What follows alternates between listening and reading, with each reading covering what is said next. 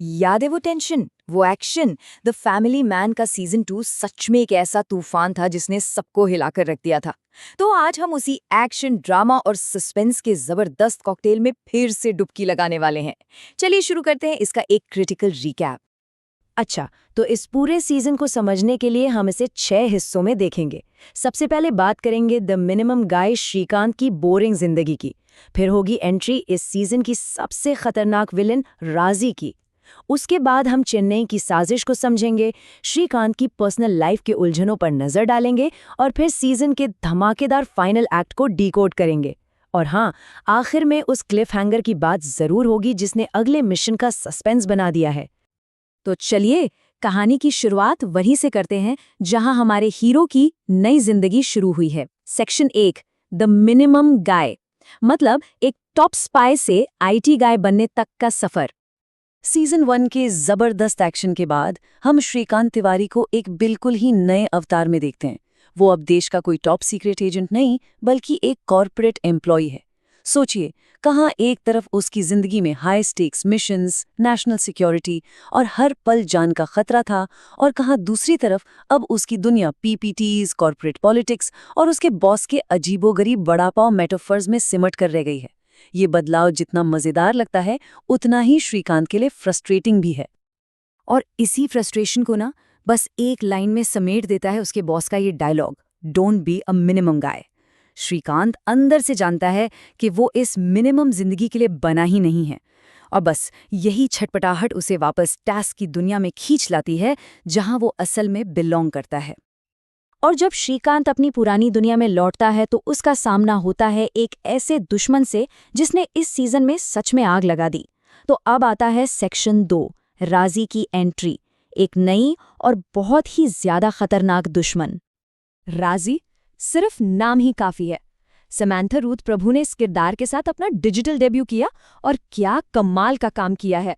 उनकी परफॉर्मेंस ने इस कैरेक्टर में एक अलग ही जान डाल दी। देखिए, राजलक्ष्मी शेखरन यानी राजी कोई मामूली विलेन नहीं है। वो एक एलीट तमिल रेबल ऑपरेटिव है, एक ट्रेन्ड फाइटर पायलट जो अपने गहरे पर्सनल मिशन पर है। वो ज्यादा बोलती नहीं, वो खामोश है, खतरनाक है और लगभग अनस्टॉपेबल है। अगर सीजन 1 के मूसा से तुलना करें तो राजी फिजिकली कहीं ज्यादा खतरनाक और इंटेंस है, भले ही उसमें मूसा जैसी साइकोलॉजिकल गहराई ना हो। तो आखिर राजी का मिशन है क्या? यहीं से हम सीजन के मेन प्लॉट में एंटर करते हैं। सेक्शन 3, चेन्नई की साजिश, या इसे हम जुल्फिकार 2.0 भी कह सकते हैं। इस बार खतरा डबल है।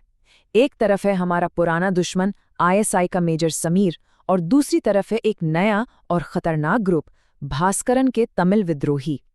दोनों का दुश्मन कॉमन है और मकसद है जुल्फिकार 2.0।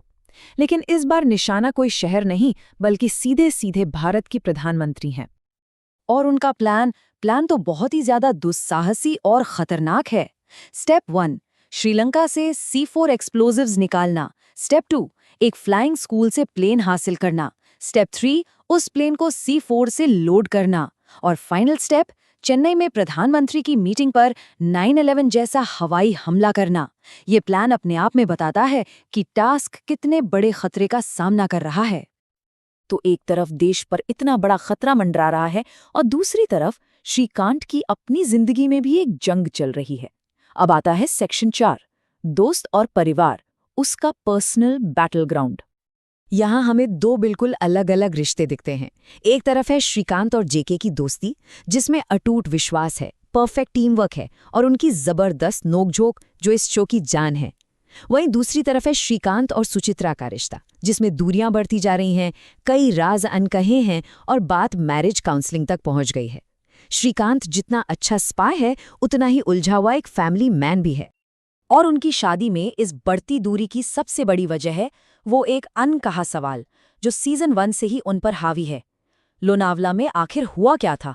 मेकर्स ने इस सवाल को इस सीजन में भी एक मिस्ट्री बनाए रखा, जो कई लोगों को थोड़ा फ्रस्ट्रेटिंग लगा। ये एक ऐसी गुत्थी है जो सुलझने का नाम ही नहीं ले रही।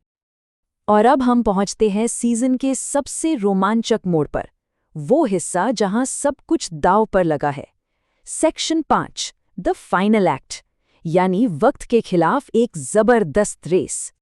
बहुत मशक्कत के बाद टीएससी को आखिरकार विद्रोहियों के इस चौंकाने वाले प्लान का पता चल ही जाता है। उन्हें रियलाइज होता है कि ये कोई छोटा मोटा हमला नहीं, बल्कि देश पर एक 9/11 स्टाइल का अटैक होने वाला है। और इस हमले को अंजाम देने के लिए विद्रोहियों ने एक बहुत ही अनोखी जगह चुनी है, एक सुनसान वीरान पड़ा हाईवे जिसे वो अपने रनवे की तरह इस्तेमाल करने वाले हैं। अब सब कुछ बस इसी एक सवाल पर आकर टिक गया है, क्या श्रीकांत और उसकी टीम प्लेन के टेक ऑफ करने से पहले उसे रोक पाएगी? और यहीं से शुरू होती है वक्त के खिलाफ एक सांसें रोक देने वाली दौड़। और फिर शुरू होता है वो फाइनल शोडाउन, एयर स्ट्रिप पर टास्क और राजी के बचे खुचे विद्रोहियों के बीच जोरदार गोलीबारी और एक हाई स्पीड चेज। ये एक्शन सीक्वेंस कमाल के हैं और सच में अपनी सीट से हिलने नहीं देते। और अंत में टारगेट न्यूट्रलाइज्ड, मिशन पूरा हुआ। श्रीकांत की टीम प्लेन को उड़ाने में कामयाब हो जाती है, राजी मारी जाती है और एक बहुत बड़ी तबाही टल जाती है। तो चेन्नई का खतरा टल चुका है, टास्क टीम को सम्मानित किया जा रहा है, सब कुछ ठीक लग रहा है ना? लेकिन कहानी अभी खत्म नहीं हुई है। और अब आता है सेक्शन 6, अगला मिशन गुवान्यू, एक नया खतरा।